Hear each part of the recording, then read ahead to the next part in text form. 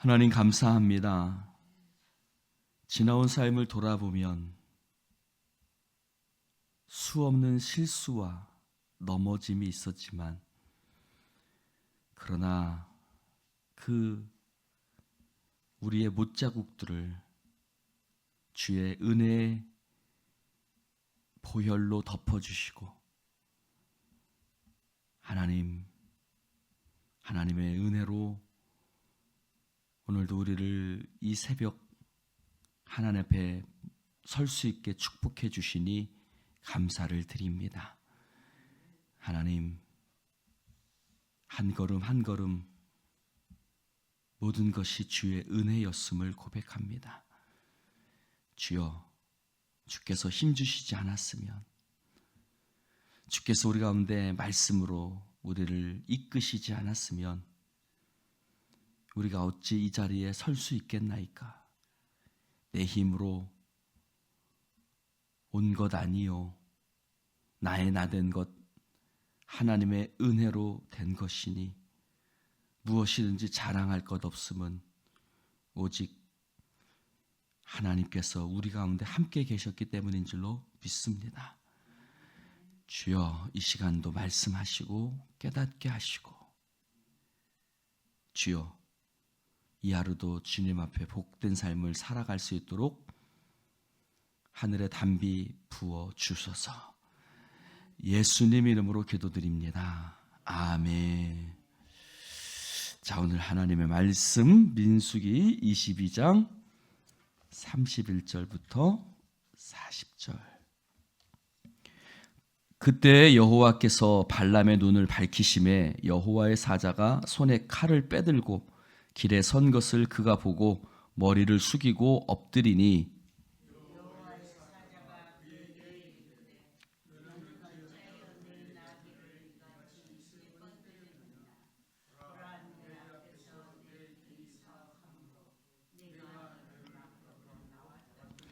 나귀가 나를 보고 이같이 3번을 돌이켜 내 앞에서 피하였느니라. 나귀가 만일 돌이켜 나를 피하지 아니하였다면 내가 벌써 너를 죽이고 나귀는 살렸으리라.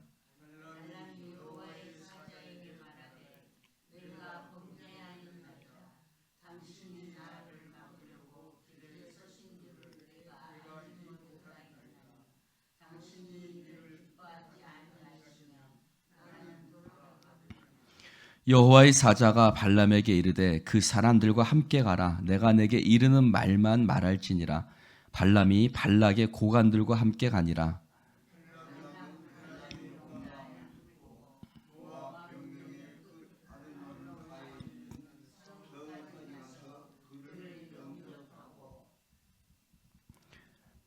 발락은 발람에게 이르되 내가 특별히 사람을 보내어 그대를 부르지 아니하였느냐? 그대가 어찌 내게 오지 아니하였느냐? 내가 어찌 그대를 높여 존귀하게 하지 못하겠느냐?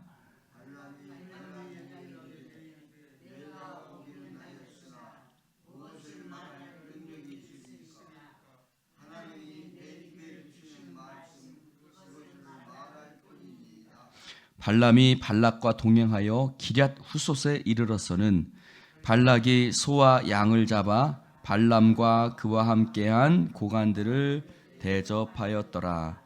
아멘. 여호와, 오늘 제가 늦잠을 잤습니다. 늦잠을 자서 또 특별히 집사람이 딴 데 가서 이제 일을 보고 있는데 혼자 이제 잤는데, 그래서 내가 알람 소리를 못 들었나? 라고 생각을 했어요. 그래서 나중에 확인을 해보니까 알람이 꺼져 있더라고요. 그러니까 알람이 꺼져 있는 줄 몰랐어요. 알람이 꺼져 있는 줄 모르고 잠을 잤는데 알람이 꺼져 있었던 거예요. 그래서 집사람 전화벨 소리에 이제 깨고서 그제서야 이제 불이 나게 준비를 해서 나갔습니다. 여러분, 알람이 꺼진 줄 모르고 잤던 거예요. 우리의 인생도 마찬가지예요. 우리 인생에 알람과 같은 것들이 있어요. 깨라, 일어나라. 알람을 3번 해놓거든요. 알람을 3개를 해놔요. 혹시 실수할지 몰라서 처음에는 좀 조용한 알람을 했다가, 2번째는 조금 더 시끄러운 알람을 했다가, 3번째는 아주 시끄러운 알람을 해서 꼭 깰 수 있도록 이렇게 합니다. 근데 알람이 켜져 있는 줄 알았던 거예요. 오늘 하나님께서 발람의 눈을 밝히셨어요. 여러분, 마치 하나님이 그에게 알람을 울리시는 것 같아요. 사랑하는 성도 여러분, 하나님의 말씀이 없으면, 하나님의 깨닫게 하심이 없으면, 성령이 말할 수 없는 탄식으로 우리를 위해서 간구하신다고 말씀하셨어요. 왜 성령이 말할 수 없는 탄식, 여러분 왜 말할 수 없는 탄식으로 기도하실까요? 그것은 우리가 깨닫지 못하니까 그러는 거죠. 성령이 깨닫게 하시는 것을, 성령이 보여주시는 것을 깨닫지 못하니까 성령께서 말할 수 없는 탄식으로. 왜 탄식하시겠어요? 우리가 탄식할 짓을 하고 있는 거죠. 그 탄식할 짓을 하고 있으니까 성령께서 탄식하며 나를 위해서 기도하고 계시는 겁니다. 오늘도 말씀해 보니까 발람의 눈을 밝히셨다. 그는 자기가 선지자라고 생각했죠. 그러나 그의 알람은 꺼져 있었던 거예요. 그는 하나님 앞에 말씀을 깨닫지도 못하는 자였고 눈이 어두워져 있었던 거예요. 그런데 자신의 눈이 어두워져 있었다는 것을 모르는 거죠. 그래서 어떻게 했어요? 나귀만 때렸어요. 네. 나귀만 때렸어요. 그것도 1번, 2번, 3번. 나귀는 계속 알람을 울렸죠. 그렇죠? 나귀는 계속 알람을 울린 거예요. 그래서 어떻게 했어요? 그를 이렇게 벽에다가 그 다리를 짓이기도 하고 여러 번 그는 알람을 울렸어요. 그러나 그는 그 알람을 몰랐던 거예요. 근데 하나님께서 발람의 눈을 밝히셨다 그랬어요. 할렐루야. 성령께서 말할 수 없는 탄식으로 우리를 위해서 기도하고 계신 줄로 믿습니다. 여러분, 하나님 여호와의 사자가 말씀합니다. 만약에 나귀가 돌이켜 나를 피하지 아니하였더라면 내가 벌써 너를 죽이고 나귀는 살렸으리라 라고 말합니다. 나귀는 봤던 것을 발람은 보지 못했던 거예요. 우리가 짐승만도 못하다라는 말을 해요. 근데 발람이 짐승만도 못했던 거예요. 여러분, 하나님의 말씀을 깨닫지 못하면 짐승만도 못하게 되는 거예요. 하나님은 사자가 그에게 말합니다. 내 앞에서 네 길이 사악함으로 내가 너를 막으려고 나왔다고 했어요. 그는 사악한 길을 가고 있었어요. 그러나 그는 자신이 사악한 길을 갖고 있다고 생각하지 못했습니다. 영적인 눈이 어두워졌기 때문입니다. 여러분, 참 재밌지 않습니까? 하나님의 음성을 듣기도 하고 그도 기도하는 자였어요. 기도도 하고 음성도 듣는데 그는 사악한 길을 가고 있었던 거예요. 두렵죠. 굉장히 두려운 일입니다. 여러분, 때로는 이 한 교회사를 봐도, 때로는 주변에 많은 사람들을 봐도 기도하면서 사악한 길을 가요. 하나님의 말씀을 전하면서 사악한 길을 가요. 강대상에서 말씀을 선포하면서도 사악한 길을 가요. 그런 일들이 얼마나 많이 있습니까? 여러분, 내가 무엇을 한다고 그것이 내 존재를 증명해 주는 거야. 내가 새벽 예배를 하니까 나는 경건하다. 나는 말씀을 전하는 주의 종이니까 경건하다. 난 권사니까, 나는 장로니까 경건하다. 그것이 아니에요. 그것이 아니에요. 내가 무엇을 하기 때문에 내가 경건하고 하나뿐 게 아니라, 여러분, 내가 정말 하나님 앞에 깨어 있는지 두려움으로 깨어 있어야 될 줄로 믿습니다. 근신하라, 깨어라고 말씀하셨습니다. 나귀는 나를 보고 세 번 돌이켜 내 앞에서 피하였다. 발람은 말합니다. 당신이 나를 막으려고 길에 서신 줄을 내가 알지 못했습니다. 라고 고백합니다. 그는 하나님의 사자가 그곳에 자신을 막으려고 서신 줄을 알지 못했다고 그랬어요. 사실은 이미 그는 알고 있었죠. 이미 알고 있었어요. 왜요? 하나님이 그 길을 가지 말라고 말씀하셨거든요. 그래서 14절에 보면 처음에는 거절했어요. 근데 다시 발락이 사람들을 보내니까 이제 그제서는 욕심의 눈이 어두워서 그는 같이 따라갔던 것이죠. 여러분, 우리가 길이 아니면 가지 말라는 말이 있습니다.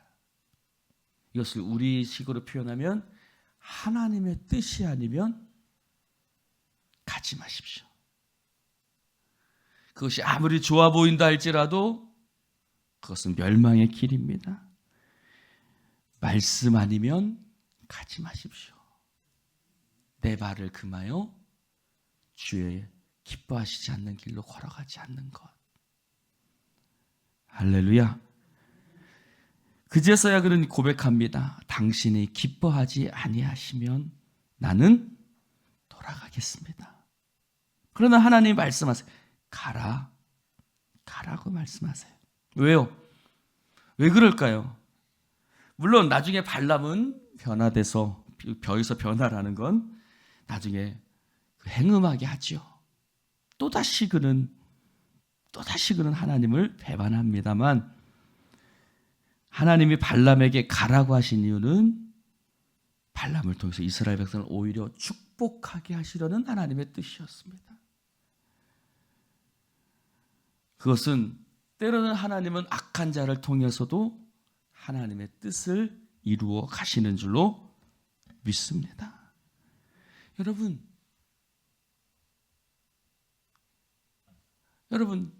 요셉에게도 악한 자들이 있었죠? 그렇죠? 그 형들이 그를 사랑해서 애굽에 보낸 건 아니었어요. 애굽이 요셉이 미워서 보냈어요.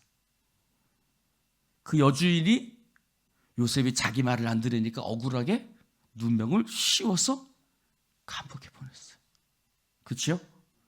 그의 삶에는 참 억울한 일들이 많아요. 근데 그 억울하게 악한 자들이 희한하게 하나님의 뜻을 이루는 도구가 돼요. 할렐루야. 희한하잖아요. 그 형들이 그를 분명히 미워해서 애굽에 팔았단 말이에요. 미디안 상인에게. 그 여주인도 그를 도와주려고 감옥에 보낸 건 아니에요. 분명히 지 말을 안 들으니까 이놈을 내가 감옥에, 그것도 깊은 감옥에 보냈단 말이에요. 그러나 그것이 하나님의 뜻을 이루는 도구가 되고 섭리가 됐습니다. 사랑하는 성도 여러분, 하나님은 악한 자를 선용하시는 하나님이세요. 할렐루야. 그러므로 내가 억울한 일을 당한다고 너무 저기 하지 마세요. 예수님의 십자가가 부활의 십자가가 될지는 아무도 몰랐어요. 여러분, 억울한 거로 따지면 예수님이 최고예요. 예수님보다 더 억울한 사람은 없어. 예수님은 무죄하신 분이세요. 죄가 없으신 분이지만 예수님은 아버지, 저들을 용서해 주십시오. 자기들이 하는 것을 알지 못합니다. 여러분, 예수님보다 억울한 사람이 어디 있겠어요? 그러나 예수님은 자신의 그 십자가가 부활의 십자가가 될 것을 믿었던 거예요. 할렐루야. 사랑하는 성도 여러분, 여러분이 억울하게 당하는 일, 그 일을 통해서 하나님은 일하시고 역사하시는 줄로 믿습니다.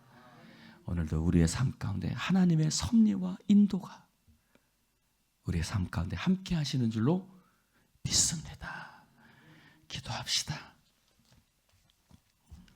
하나님 아버지, 감사합니다. 오늘 주님 말씀 함께 나눌 수 있도록 축복해 주시니 감사합니다.